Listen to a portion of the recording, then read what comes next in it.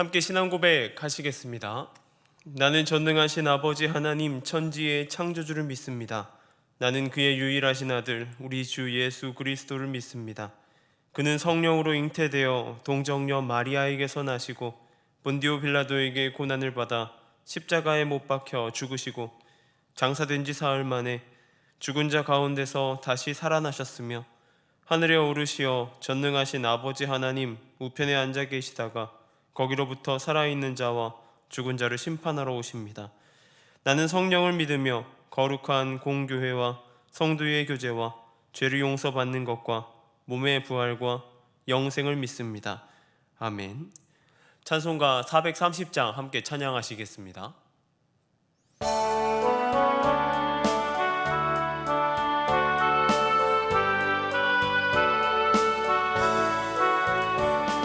주와 같이 길 가는 것 즐거운 일 아닌가.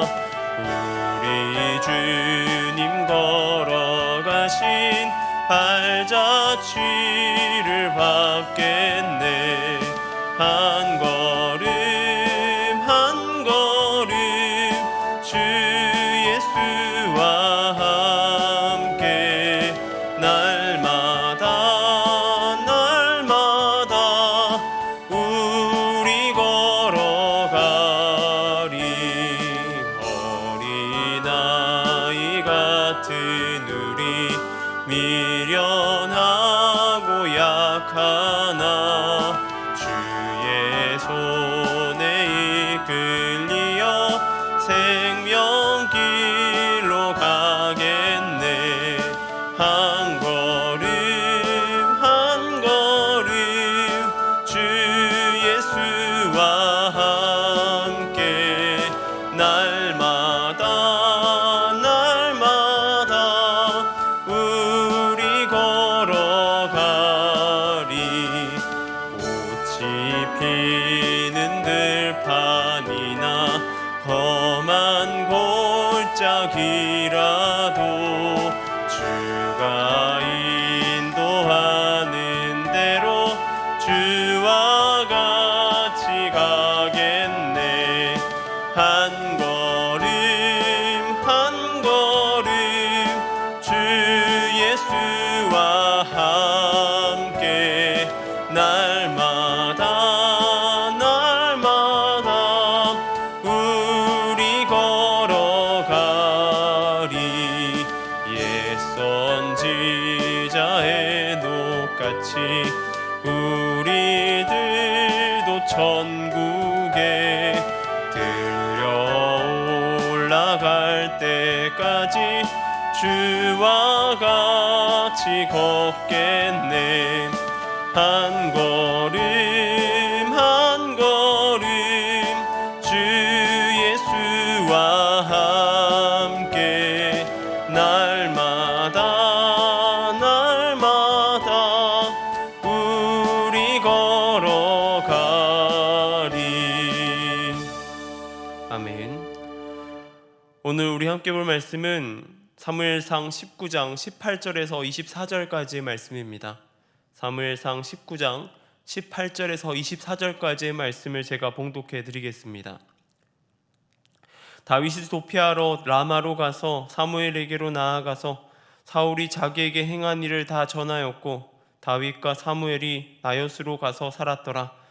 어떤 사람이 사울에게 전하여 이르되 다윗이 라마 나요스에 있더이다 하매 사울이 다윗을 잡으러 전령들을 보냈더니 그들이 선지자 무리가 예언하는 것과 사무엘이 그들의 수령으로 선 것을 볼 때에 하나님의 영이 사울의 전령들에게 임하매 그들도 예언을 한지라. 어떤 사람이 그것을 사울에게 알림해 사울이 다른 전령을 보냈더니 그들도 예언하였으므로 사울이 세 번째 다시 전령을 보냈더니 그들도 예언을 한지라. 이에 사울도 라마로 가서 세구에 있는 큰 우물에 도착하여 물어 이르되 사무엘과 다윗이 어디 있느냐. 어떤 사람이 이르되 라마 나요스에 있나이다. 사울이 라마 나요스로 가니라.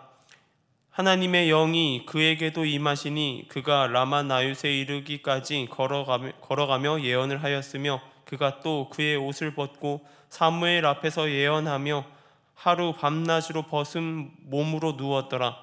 그러므로 속담에 이르기를 사울도 선지자 중에 있느냐 하니라. 아멘. 액션 영화 중에 존 윅이라는 영화가 있습니다. 이 영화는 사실 현실의 세계에서는 조금은 어려운 이야기들을 담고 있습니다. 바로 암살자, 이제 살인 청부에 대한 얘기들이 담겨 있기 때문입니다. 영화상 내용으로 볼 때에 전 세계에 수많은 이 살인 청부를 하는 암살자들이 있고 그 암살자들의 모습을 보여주고 있습니다. 그 내용 가운데서 이들이 피할 수 있는 곳이 존재합니다. 그곳으로 가면 죽여야 하는 상황임에도 불구하고 그 안에서는 그런 암살 자체가, 사람을 죽이는 것 자체가 불가능한 곳입니다.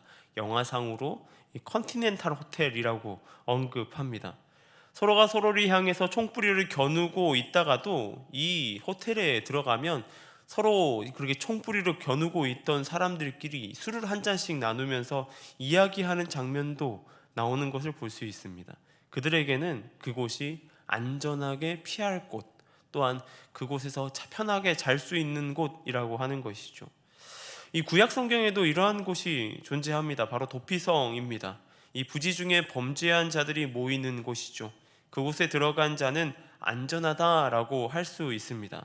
그런데 그런 장소뿐 아니라 우리가 정말로 안전할 수 있는 곳은 조력자들 또한 있을 때이지 않을까라는 생각을 들게 됩니다. 나를 돕는 자들이 있을 때에 비로소 안전한 곳과 도울 수 있는 자들이 있을 때에 우리는 평안함을 경험할 수 있게 되는 것이죠. 오늘 본문의 다윗은 사울을 피하여 도망하였습니다. 그에게 잘못이 있을까요? 그에게 아무런 잘못이 없습니다. 그럼에도 불구하고 그는 사울을 피하여 도망을 왔습니다. 그런 그의 신세는 말로 다 할 수 없었을 것입니다. 지금까지 사울 왕의 아들 요나단의 도움으로, 또한 자신의 아내 사울 왕의 딸 미갈의 도움으로 목숨을 부지할 수 있었습니다. 그런 그는 이제 도망자로 어디로 가야 할지도 모르는 상황에 처하게 된 것입니다. 그런 상황 가운데서 다윗이 가장 먼저 선택한 곳은 라마에 있는 나요시였습니다. 이 라마라고 하는 곳은 사무엘의 고향입니다. 선지자 사무엘의 고향이고 대부분의 사역을 사무엘의 사역을 거기에서 보내게 되죠. 그러기에 백성들이 사무엘을 찾아와서 영적인 지도를 받던 곳이 바로 그곳이라고 할 수 있습니다. 제대로 이야기한다면 신성한 곳이라고 이야기할 정도로 영적인 곳으로 받아들여지는 그러한 곳이었지요. 그 뒤에 있는 나요시라는 말은 거처들, 숙소들이라는 뜻입니다. 라마에 있던 선지자들의 숙소, 이 사무엘을 따르던 선지자들의 숙소를 이름 붙여서 이 나요시라고 했던 것이죠. 요쯤으로 말한다면 신학교와 비슷하지 않을까라는 생각을 하셔도 좋을 것 같습니다. 다윗이 이곳으로 피신을 가게 됩니다. 다윗은 다른 곳을 선택한 것이 아니라 바로 하나님의 공동체를 선택하였습니다. 이 영적인 공동체로 나아갔다라고 하는 것이죠. 우리는 우리의 생각대로 하려는 경향들이 있습니다. 왜냐하면 그것이 우리의 문제들을 해결해 줄 수 있을 것이라고 생각하기 때문입니다. 다윗도 자신의 생각대로 했다면 자신의 고향으로 숨어들거나 또한 자신이 알 수 있는 곳, 편안한 곳으로 숨어들려고 했을지 모르겠습니다. 그런데 그 이유 가운데에 다윗이 선택한 곳은 하나님의 공동체가 있는 곳이었습니다. 다르게 말한다면 하나님의 품이었다라고 하는 것이죠. 그리스도인이라면 우리는 우선적으로 선택해야 합니다. 나의 위기의 순간에 바로 믿음의 공동체 가운데에 나아가는 것입니다. 우리 공동체 가운데서 함께 이야기를 나누고 또 기도하면서 문제를 하나님께 올려드리는 것이 필요한 것이죠. 왜 그런 말들을 하지 않습니까? 기쁨은 나누면 배가 되고 슬픔은 나누면 반이 된다는 그런 말이 있잖아요. 그런 것처럼 우리의 모든 문제, 우리가 처한 상황 가운데에 믿음의 공동체 가운데 나와 하나님한테 고백하는 것, 하나님께 나아가는 것, 그게 필요하다라고 하는 것입니다. 그렇게 할 때 하나님께서는 이 악한 의도로부터 우리를 지키십니다. 사울이 전령을 보냈습니다. 악한 의도를 가진 전령들이었죠. 뭐냐면 바로 다윗을 죽이고자 하는 그러한 전령들이었습니다. 사울의 지금 현재 가장 혈안이 되어 있는 것이 바로 이 다윗을 제거하는 것 아니겠습니까? 그렇게 그들이 다윗에게로 나오지만 그들은 사울의 명령을 행하는 것이 아니라 그들 입에서 터져 나오는 말을 볼 수 있습니다. 무엇이냐면 바로 예언의 말들이 터져 나왔다라고 하는 것이죠.